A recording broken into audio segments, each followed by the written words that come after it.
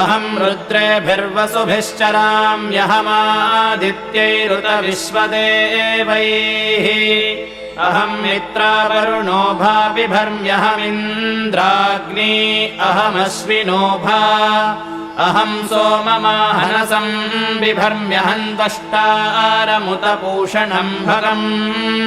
अहं दधामि द्रविणं हविष्मते सुप्राव्ये यजमानाय सुन्वते अहं राष्ट्री सङ्गमने वसूनां चिकितुषी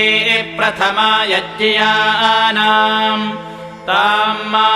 देवाव्यदधुः पुरुत्रा भूरिस्थात्रां भूर्या